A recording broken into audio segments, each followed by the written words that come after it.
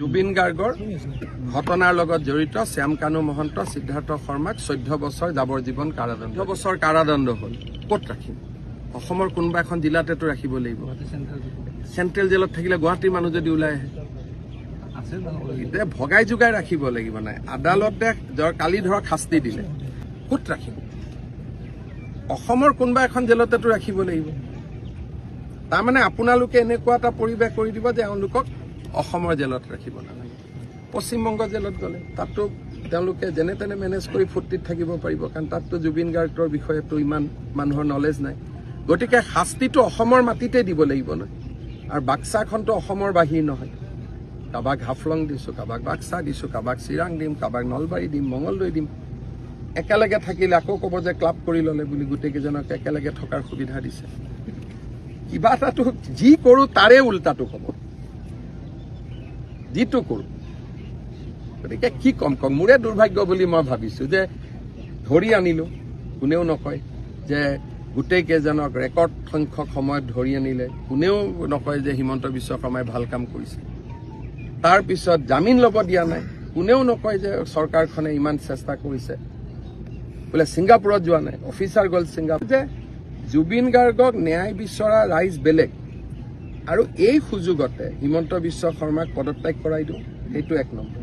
2 number এই সুযোগতে পাৰিলে এজনক মুখ্যমন্ত্ৰী পাতি দিওঁ তেওঁলোকৰ টাৰ্গেট হ'ল সেইটো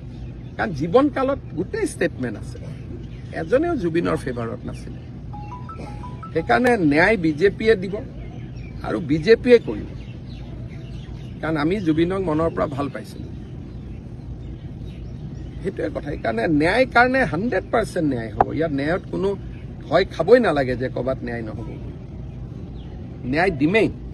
আৰু সেইটো মোৰ সংকল্প ন্যায় দিহে এৰিম আপুনিতো ছিংগাপুৰতে আছে হয় হয় কওকচোন জুবিন গাৰ্গৰ কেছটো আপোনালোকে কি মানে বিভিন্ন ধৰণৰ কথা বতৰা ওলাইছে একজেক্টলি কি হৈছিল এইটো আপুনিতো ছিংগাপুৰতে আছে হয় হয় কওকচোন জুবিন গাৰ্গৰ কেছটো আপোনালোকে কি মানে বিভিন্ন ধৰণৰ কথা বতৰা ওলাইছে একজেক্টলি কি হৈছিল এইটো তেখেতে মানে অসম এছ'চিয়েশ্যন ছিংগাপুৰৰ মানুহৰ লগত তেনেকে মিলি স্কুবা ডাইভিং কৰিব গৈছিলে ঠিক আছে তো স্কুবা ডাইভিং কৰিব যাওঁতে তাৰপিছত ডাইভটো মৰাৰ পাছতে বোলে তেওঁ মানে অলপমান উশাহৰ প্ৰব্লেম আহিলে বুলিছে আৰু যেতিয়া উশাহৰ প্ৰব্লেম আহিলে মেনেজাৰ চব আছিলে লগতে তাৰপিছত তেওঁলোকে আনি CPR দিলে CPRটো দি পেলাই লগে লগে হস্পিটেল লৈ গ'ল ছিংগাপুৰ জেনেৰেল এখন কি হস্পিটেল তাতে গৈ পাওঁতে মানে এতিয়া মানে দুটা কথা কৈছে যে ICUত সোমোৱাইছিলেগে কিন্তু সোমোৱাৰ পাছত কৈছে কিছুমানে কৈছে যে ব্লড ডেডে আছিলে মানে তেখেতে দুটা বস্তুৱে মানে মানে ধৰি লওক খুব সংকটজনক অৱস্থাত নিছিলে আৰু নিওঁতেও ছিংগাপুৰত গৈ তেখেতে ক'ত আছিলে এতিয়া খালি তেখেত আছিলে আপোনাৰ ৰ'ব দেই পেন পেচিফিক বুলি এখন হোটেলত আছিলে পেন পেচিফিক হয় বেচিকেলি তো আপোনালোকে নৰ্থ ইষ্ট ফেষ্টিভেলত হোটেলৰ পৰা ওলাই গৈছিলে হোটেলত নাছিলে বাৰু ঠিক আছে হোটেলৰ পৰা এইটো স্কুবা ডাইভিং কৰিব গৈছিলে বোলে ঠিক আছে কোন গৈছিল লগত কোন গৈছিল বুলি কৈছে আপোনালোকৰ নৰ্থ ইষ্ট ফেষ্টিভেলৰ মানুহ আছিল নেকি লগত ফেষ্টিভেলৰ মানুহটো নাই বাৰু তেনেকে মানে আপুনি কানুৰ শ্যাম কানু মহন্তৰ কথাই কৈছে চাগে নহয় জানো হয় হয় আছিল নেকি তেখেত নাই তেখেতৰ বিজনেছ মিট এখন চলি আছিলে আমি তাতে আছিলো হেল্ল' জুবিনৰ প্ৰগ্ৰেম কেতিয়া আছিলে আজি জুবিনদাৰ প্ৰগ্ৰেম আছিলে কাইলৈ আছিলে প্ৰগ্ৰেম আৰু জুবিন গাৰ্গৰ লগত আৰু কোন গৈছিল আমি কানুদালে যেতিয়া ফোনটো আহিছে তেতিয়া সিদ্ধাৰ্থই কৰিছিলে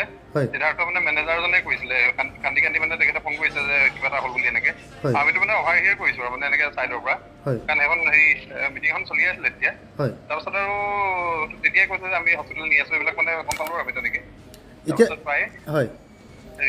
কিন্তু সেই 2:30মান বজাতে চাগে ঢুকাইছে 2:30মান মানে ইণ্ডিয়ান সময়ৰ 2:30মান বজাতে তেখেতৰ হেৰি হৈছে বুলি মানে কৈছে আৰু মানুহবোৰে এতিয়া তেওঁ নশ্বদেহ ক'ত আছে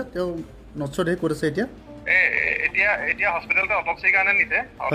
নিছে আৰু কি কয় এতিয়া কিন্তু কানাডাত এতিয়া তাতে আছে হস্পিটেলতে আছে এতিয়া আৰু এনে হয় ইণ্ডিয়ান হাই কমিশ্যনৰ মানে ইণ্ডিয়ান হাই কমিশ্যন এইবিলাকেও ছাপোৰ্ট কৰিছে তেওঁলোকে মানে পঠিওৱাৰ ব্যৱস্থা কৰিম বুলি কৈছে মানে ভাৰ্বেলি এতিয়া যিখিনি কথা আমি শুনিছো আৰু হয় কেতিয়ামানলৈ অহা কথা আছে নশ্বদেহ কিবা গম পাইছে নেকি টাইমটো চাওক এতিয়া আমিও ক'ব পৰা নাই তেওঁলোকে মানে অটপচি কৰোঁতে ৰাতি গোটেই ৰাতিটো লাগিব পাৰে বা ৰাতি কৈ দিব পাৰে তাৰপিছত আপোনাৰ আৰু ফৰ্মেলিটি কৰি মেলি চাগে মানে ইমান সোনকালেতো নাযাব চাগে কাইলৈ মানটো হ'বগৈ চাগে মই যিটো বুজিছোঁ সেইটো মই বুজাৰ কথা দেই এইটো মানে আপুনি মোৰ অফিচিয়েল কিবা বুলি নাভাবিব মই জাষ্ট মানে আপুনি ফোনটো কৰিলে কাৰণে কৈ দিছোঁ আৰু ঠিক আছে হ'ব হয় এনেই কিন্তু আমাৰ গোটেই মানুহবোৰ তাতে আছে আৰু ছিংগাপুৰ সেই অসম বিলাকৰ মানুহ যাৰ লগত আছিলে গোটেইবোৰ মানে লাগিয়ে পৰিছে লগতে চবেই মানে নিজৰ নিজৰ ভাগে যেনেকৈ ঠিক কৰিব পাৰে আৰু এতিয়া তেওঁ কি কৰি হস্পিটেলতে আছে তেওঁ হেৰি অটপচি মানে পষ্টমৰ্টেম বুলি কয় অটপচি বুলি কয় মেডিকেল টাৰ্মছত হয় তো সেই বস্তুটোৰ কাৰণে তেখেতক হেৰি কৰিছে তালে হয় এতিয়া মৰণোত্তৰ পৰীক্ষা চলি আছে ন